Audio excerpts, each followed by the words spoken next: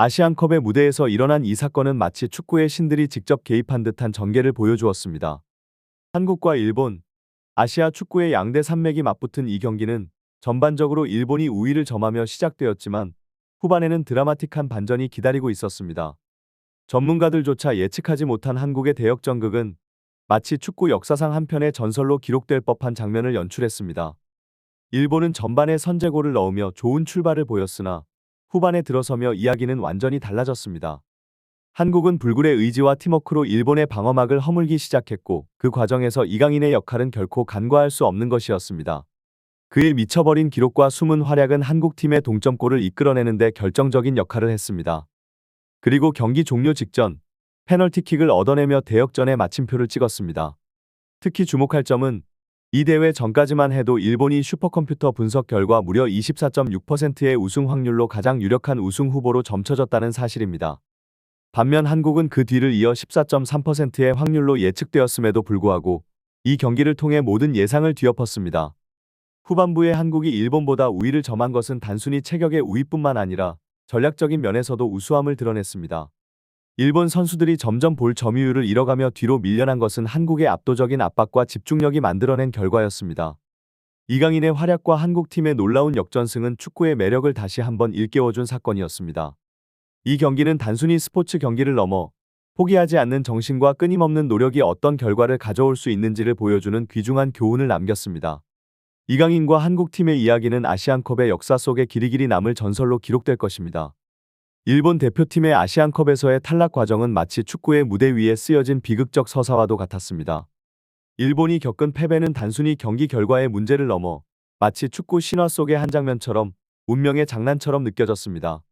한국과의 대조적인 행보는 축구 팬들에게 많은 생각을 남겼고 일본 축구의 현재 위치와 앞으로 나아가야 할 방향에 대한 질문을 던지게 만들었습니다. 일본 대표팀이 후반에 들어서며 보인 불안정한 모습은 그들의 경기 운영과 정신력에 큰 문제가 있음을 드러냈습니다. 동점골을 허용한 뒤 재정비하지 못한 채 추가 실점의 위기를 맞이했고 결정적인 순간에는 정확성을 잃은 슈팅으로 기회를 날려버렸습니다. 이러한 장면들은 일본 축구가 겪고 있는 근본적인 문제를 상징하는 것처럼 보였습니다. 특히 경기 종료 직전에 일어난 페널티킥 상황은 마치 운명의 장난처럼 일본에게 가혹한 결과를 가져다 주었습니다. 이는 단순히 한 경기의 패배를 넘어 일본 축구가 직면한 현실의 반영이었을지도 모릅니다. 9년 만의 탈락은 일본 축구에게 큰 충격이었고 이에 대한 비판의 목소리는 높아만 갔습니다. 일본 매체들이 대표팀에 대한 비판과 함께 한국의 성공을 재조명하기 시작한 것은 이러한 상황 속에서 그들이 찾고자 한 자아성찰의 과정일 수 있습니다. 한국 대표팀의 이번 성과는 과거의 아픔을 극복하고 새로운 역사를 써 내려간 놀라운 사례입니다. 9년 전에 패배를 서력하며 아시안컵에서의 멋진 역전극을 선보인 한국은 축구가 단순히 기술과 전술의 스포츠가 아닌 정신력과 끈기, 팀워크의 스포츠임을 다시 한번 증명해 보였습니다. 일본 매체들의 한국 축구 대표팀, 특히 손흥민에 대한 찬사는 아시아 축구계 내에서의 깊은 인상과 존경을 반영합니다. 체력과 정신력 그리고 끝까지 포기하지 않는 열정에서 한국이 일본을 압도한다는 인식은 단순히 한 경기의 승패를 넘어서는 문화적, 정신적 강점을 상징합니다. 손흥민 같은 월드 클래스 스타의 부재가 일본 축구의 한계로 지목된 것은 스포츠에서의 리더십과 영향력이 얼마나 중요한지를 잘 보여줍니다. 일본 축구 전문가들이 발견한 이상한 점, 즉 한국이 후반 추가 시간에 반코트 경기를 통해 페널티킥을 얻게 된 과정과 연장전에서 프리킥의 기회까지 만들어낸 진짜 시작점이 이강인의 발끝에 있었다는 발견은 매우 흥미롭습니다. 이강인의 기여는 경기 히트맵을 통해 뒤늦게 확인되었지만 그의 역할은 한국팀의 전략적 운영과 경기의 흐름을 이해하는 데 중요한 열쇠를 제공합니다. 이강인의 발끝에서 시작된 한국의 경기 운영은 마치 축구장을 지배하는 조율자와 같았습니다. 그의 정교한 패스와 움직임은 상대 팀의 방어를 분해하고 한국팀의 결정적인 기회를 창출해냈습니다. 이러한 전략적 움직임은 한국팀이 어려운 상황에서도 기회를 만들어낼 수 있는 능력을 갖추고 있음을 보여줍니다.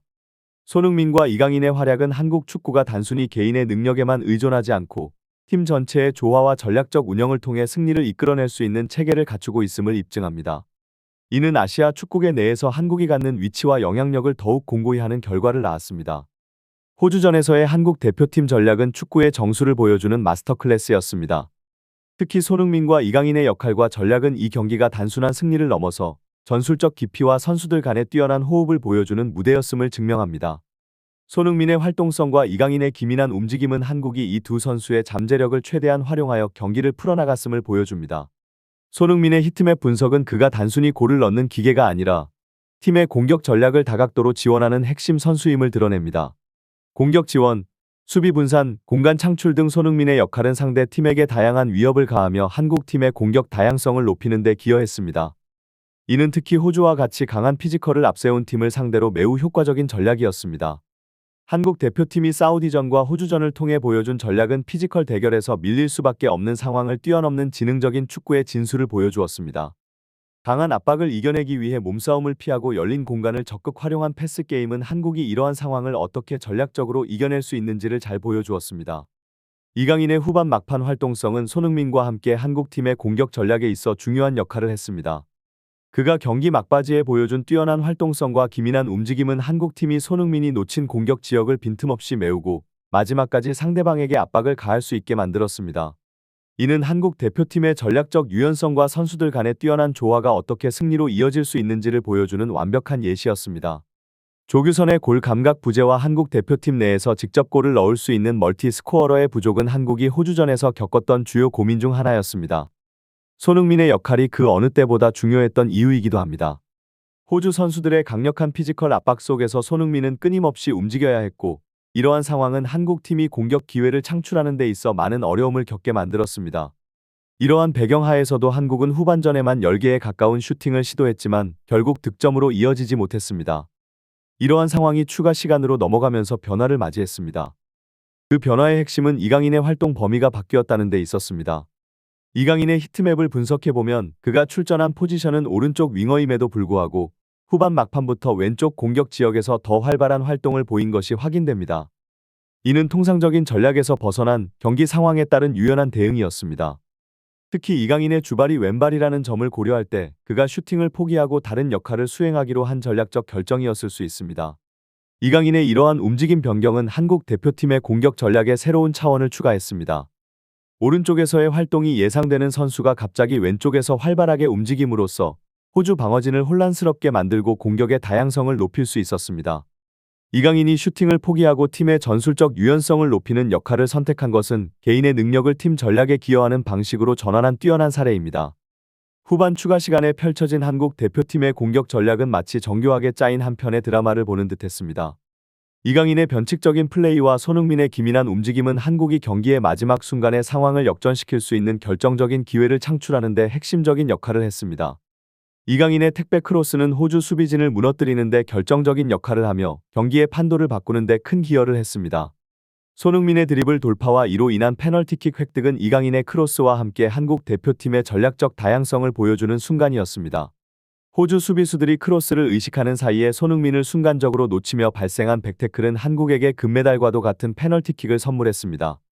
이러한 상황은 한국팀이 얼마나 잘 준비되어 있었는지 그리고 상황에 따라 얼마나 유연하게 대처할 수 있는지를 보여주는 완벽한 예시였습니다. 이강인의 역할과 기여도는 그의 통계에서도 명확하게 드러납니다. 4골 1도움으로 팀 내에서 가장 많은 공격 포인트를 기록하고 있으며 기회 창출 부문에서도 16건으로 압도적인 1위를 달리고 있는 것은 그의 뛰어난 경기 이해도와 창의적인 플레이가 어떻게 경기에 영향을 미치는지를 분명하게 보여줍니다. 이강인의 활약은 손흥민에게 쏟아지는 스포트라이트만큼이나 중요하며 실제로 팀의 성공에 크게 기여하고 있음에도 불구하고 상대적으로 덜 주목받고 있다는 것은 아쉬운 부분입니다. 한국 대표팀의 이러한 전략적 성공과 개별 선수들의 뛰어난 기여는 한국 축구가 세계 무대에서 경쟁력을 갖추고 있음을 다시 한번 증명합니다. 이강인과 손흥민의 활약은 한국 축구의 밝은 미래를 예고하며 앞으로도 계속해서 아시아는 물론 세계 축구 무대에서 더 큰 성과를 기대하게 만듭니다. 이들의 플레이와 기여도는 한국 축구의 전략적 깊이와 선수 개개인의 능력이 어우러져 뛰어난 성과를 이루어낼 수 있음을 보여주는 훌륭한 사례로 기억될 것입니다. 이강인의 역할과 기여는 한국 대표팀의 성공적인 아시안컵 캠페인에서 중요한 요소 중 하나였습니다. 사우디와의 16강전에서 7번의 기회를 창출한 것은 물론 조별리그에서의 눈부신 활약으로 베스트 11에 2차례나 선정되는 등 그의 기여는 단순한 숫자로만 평가할 수 없는 가치를 지니고 있습니다. 호주 감독의 인터뷰에서 언급된 이강인의 지능적인 플레이와 세밀한 작업은 손흥민이 극적인 역전승을 이끌어낼 수 있는 기반을 마련했음을 시사합니다. 골과 어시스트와 같은 직접적인 기록 외에도 이강인의 오프더볼 움직임과 경기를 읽는 능력은 팀에게 큰 이점을 가져다 주었습니다. 이러한 기여는 대중들의 관심을 크게 받지 못할 수 있지만 전문가들과 상대팀 감독에게는 분명한 위협이었습니다. 호주 감독이 이강인을 집중 마크하도록 지시했음에도 불구하고 그의 영향력을 제한하는 데 실패했다는 것은 이강인의 능력과 경기에 미치는 영향력이 얼마나 큰지를 보여주는 증거입니다. 호주 감독이 이강인을 세계를 놀라게 할 스타로 평가한 것은 이강인의 잠재력과 축구에 대한 이해도 그리고 경기를 바꾸는 능력을 인정하는 것입니다. 이강인과 손흥민 모두가 한국 축구의 밝은 미래를 상징하는 선수들이며 그들의 발전과 성장은 한국 축구가 세계 무대에서 더 큰 역할을 하게 될 것임을 예고합니다. 호주 감독의 발언은 패배에도 불구하고 상대 팀에 대한 존중과 감탄을 표현하는 것으로 스포츠맨십과 전문가로서의 통찰력을 보여줍니다. 이강인과 손흥민의 활약은 한국 축구의 현재뿐만 아니라 미래에 대한 기대감을 높이며 두 선수가 앞으로 어떤 경로를 걸을지 전 세계 축구 팬들의 큰 관심사가 될 것입니다. 한국 대표팀의 이번 아시안컵 성공은 이강인, 손흥민을 비롯한 모든 선수들의 노력과 기여가 있었기에 가능했으며 이는 한국 축구가 나아가야 할 방향을 제시하는 중요한 사례가 될 것입니다.